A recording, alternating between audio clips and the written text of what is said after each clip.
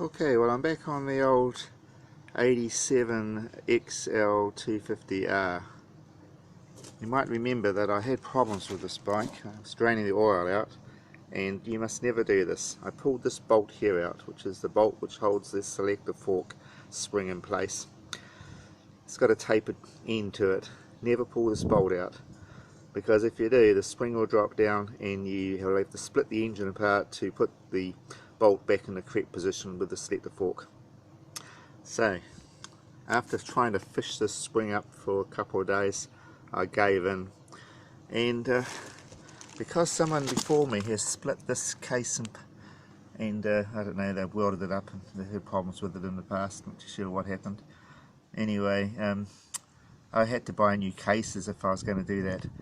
I didn't want to do that at the moment, so I cut out a hole directly below the gear selector, and I managed to push it all up into place and then put the bolt back through in the right position, and everything's good.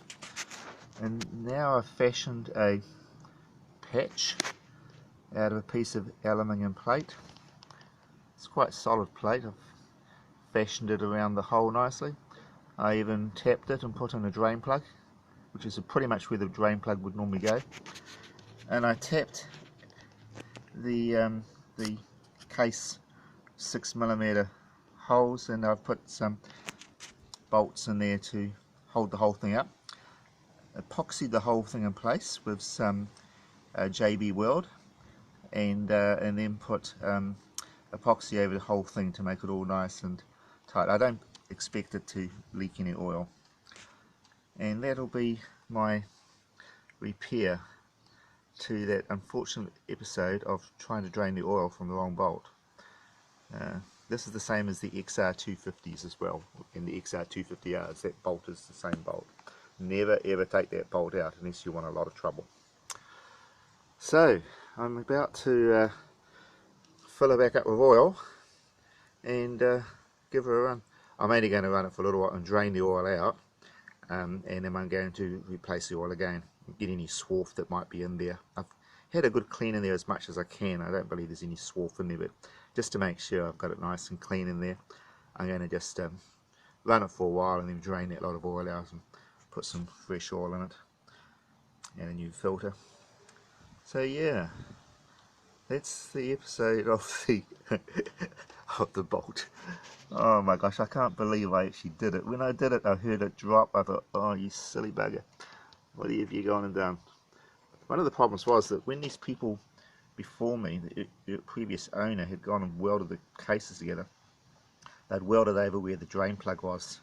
So there's no real way to get the oil out except for maybe taking off the filter cover and tipping the bike over on the side like this and just letting it drain out.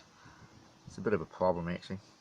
I am going to buy new cases for it. Well, I think I am. I'm not sure if I'm going to hang on to this bike, because it isn't a bad bike actually. It's only done low Ks and it's been on the road all its life, and just needs new tyres now, and put all back together again. It's got the registration is on hold at the moment, so I just have to get a safety check done, get the one of the registration relivened, and I can ride this bad boy around on the road. So yeah, thank you for looking, and if you ever have to do this, well, this is a way around it. I might have made the hole a bit bigger than I needed to, which meant I had to make a bigger patch, but I'm pretty happy with the patch. There's a sump cover that goes over the whole thing, which makes me wonder how it got damaged in the first place. This makes you wonder. You just don't know what previous owners do sometimes. But I'm pretty happy with how it's worked out. Thank you for watching. I will be putting up some more videos shortly. Just been a bit busy with this COVID as well. Sort of caused a lot of inconvenience for us all, as you know. So I haven't really had a lot of time to be working on my bike. So much appreciated. And this is John from New Zealand, Auckland, New Zealand. See you later. Bye.